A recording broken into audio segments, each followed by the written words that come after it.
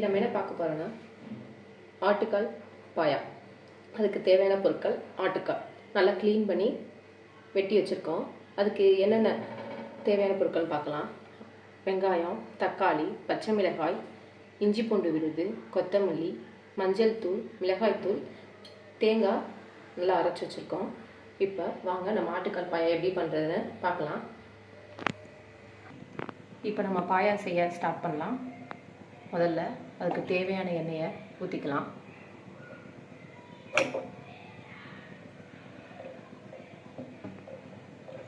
பட்டை இதெல்லாம் போட்டோம்.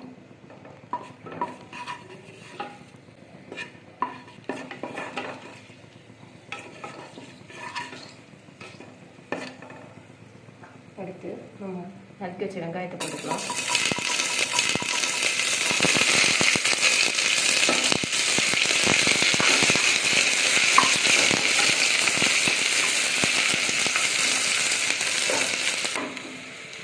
அடுத்து நம்ம அதுக்குள்ள தக்காளி சேர்த்துக்கலாம்.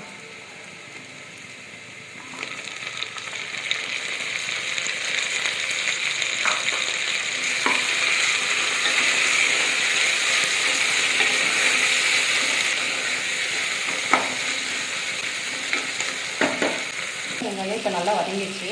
நம்ம இதுக்குள்ள இஞ்சி பூண்டு பேஸ்ட்டு சேர்த்துக்கலாம்.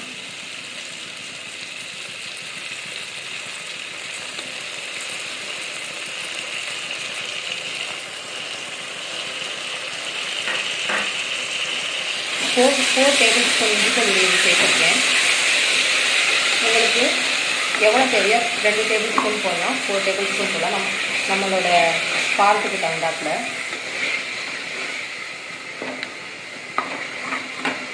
நல்லா கிளறி விடலாம்.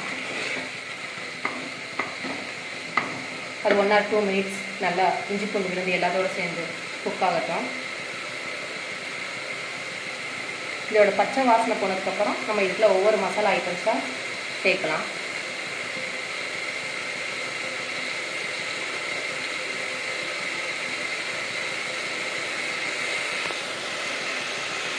இஞ்சி பூண்டு பேஸ்ட் இப்போ நல்லா வதங்கிடுச்சு. இப்போ நம்ம இதுக்கு தேவையான மிளகாத்தூள் போட்டுக்கலாம். 1 டேபிள் ஸ்பூன்,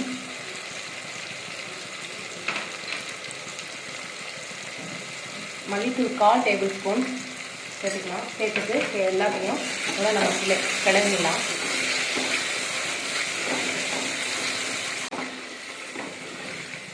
தக்காளி, வெங்காயம் இப்போ எல்லாம் ஒன்றா வதங்கிட்டு இருக்குது.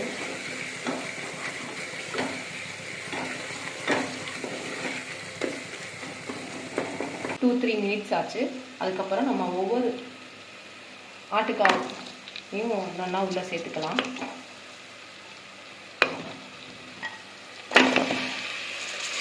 சேர்த்துட்டு அதோட நமக்கு தேவையான உப்பை அதோட ஆட் பண்ணிக்கலாம்.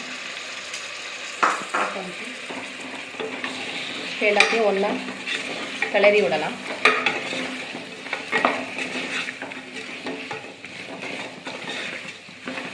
நல்லா கீழே அடி பிடிக்காமல் மேலேருந்து கீழேருந்து மேலே நல்லா கிளறி விடுவோம். இப்போ இந்த பாயா எல்லா மசாலோடு சேர்ந்து இதுவும் 2 or 3 minutes வெந்தால் போதும். இப்போ நம்ம இதில் கொத்தமல்லி போட்டுட்டோம். திரும்ப ஒரு கிளறி விடலாம்.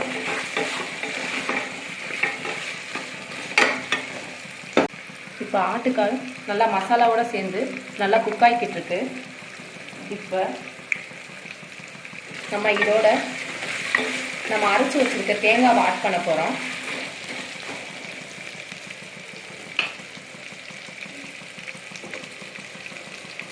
தேங்காவை இதில் ஆட் பண்ணலாம்.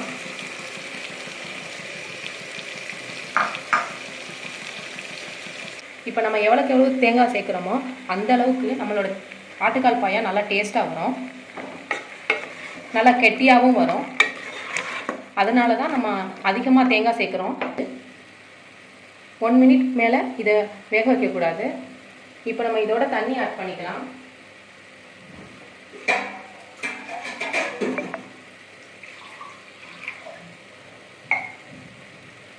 இதில் நம்ம இப்போ தண்ணி ஆட் பண்ண போகிறோம்.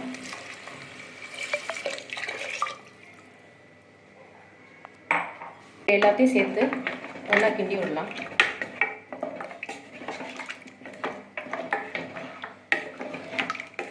உங்களுக்கு கொஞ்சம் தண்ணியாக வேணும்னா 1.5 டம்ளர் சேர்த்துக்கலாம். ஆனால் ஆட்டுக்கால் பாயா எப்பவுமே கட்டியாக இருந்தால் தான் நல்லாயிருக்கும். ஸோ நான் பெரிய டம்ளரில் 1 டம்ளர் தண்ணி ஆட் பண்ணியிருக்கேன். இப்போ இந்த குக்கரை க்ளோஸ் பண்ணி அடுப்பை ஃபாஸ்ட்டாக வச்சு 5 to 6 விசில் வந்தால் போதும், நல்லா குக் ஆயிடும்.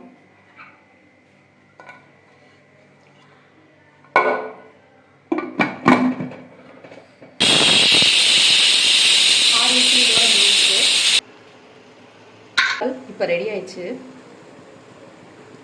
நல்லா வெந்துருச்சு. ஸோ நம்ம இதை வேறு பவுலில் மாற்றிக்கலாம். ஆட்டுக்கால் பாயா ரெடி ஆயிடுச்சு. இதோட நம்ம இடியாப்பம் பரோட்டா சேர்த்து சாப்பிட்டா நல்லா ருசியாக இருக்கும். ஈஸியாக சமைக்கலாம், ருசியாக சாப்பிடலாம்.